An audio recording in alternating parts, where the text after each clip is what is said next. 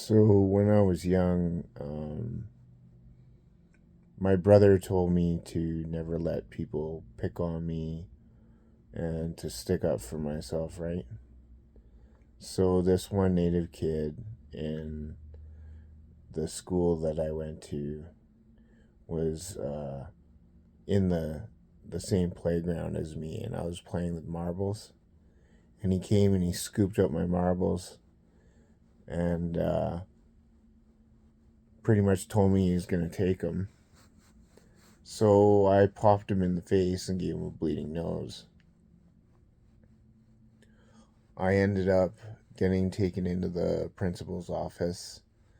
My mother called, and yeah, they sent me to a doctor to get assessed. And he held up a bunch of random pictures of just random items or objects, and asked me what they were. And I told him what I thought they were. And then he diagnosed me with ADD, and they ended up putting me in a special needs program, a behavioral disorder program, and they moved me from Delton to Parkdale, and in that school, I had multiple teachers restrain me physically, hold me down, gouge their knees in my back, pretty much drag me around a carpeted room. There's two carpeted rooms. And yeah, one teacher, it was so bad that he saw me about, I don't know, well, I was like 19. And the last time I had saw him would have been like probably like grade 3 or grade 2. And when I saw him, he just started breaking down crying, saying how sorry he was for how he treated me as a kid. And I just didn't understand. I was just like happy to see him. I was like, it's okay. And well, there was one other teacher, Mr. Gosine. He was a Fijian teacher, and I didn't do my homework one day, and he started getting irrational with me and told me to go to the timeout room, so I did. Anyway, so I went out to the timeout room, and he came in there and he started tossing me around and holding me down, choking me, rubbing my skin against the carpet until I had rug burn, and digging his knees into my back, holding my hands behind my body. Mind you, I'm like 7 or 8 or something like that. And I just remember I turned over, or he turned me over, and he's still holding me down, and he started to cry. And the teardrops just fell from his eyes onto my face. And he said he was sorry.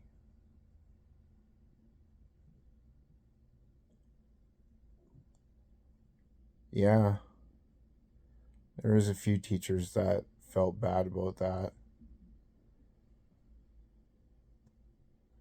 Mr. Townend, he took us on a camping trip to, uh, what was it, Fort Macleod. And at the campground, there's this big field just before we got to the campground, but it was all tall grass. And he told us to get out of the van because me and another kid were fighting. And so we got out of the van, and he made us walk through that field to get to the campsite. And when we were walking through that field, there was bugs that were so big, like they were retarded big, and they were like eating us. They're like taking bites out of us, chunks out of us kids as we were going through that field to get to the other side. It was so bad that one of the children pissed themselves.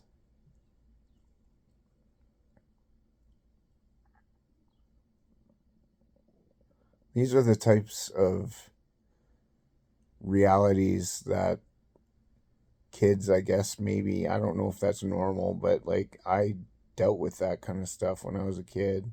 Never mind being bullied and spit on because I was in a behavior disorder class. Uh, Chased home from school and beaten up every day. Yeah, I was terrified of some of those kids.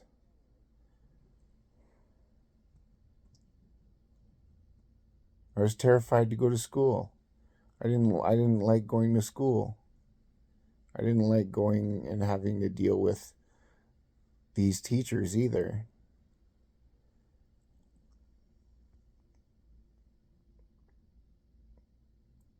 It was strange. It was really fucked up because nowadays, like, I don't think that they do things like that anymore. Like, just the fact that I was all bloody and bruised and sent home that way, and it was acceptable. It's just beyond me because it really messed me up, man.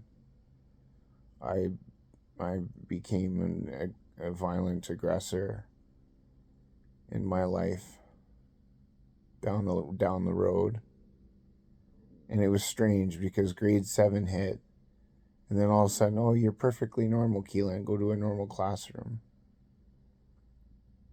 So I went to a normal class, and I didn't really feel like I fit in.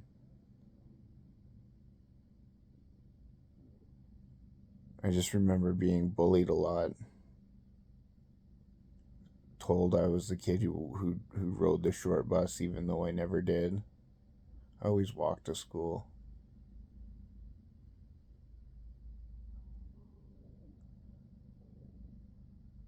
Yeah,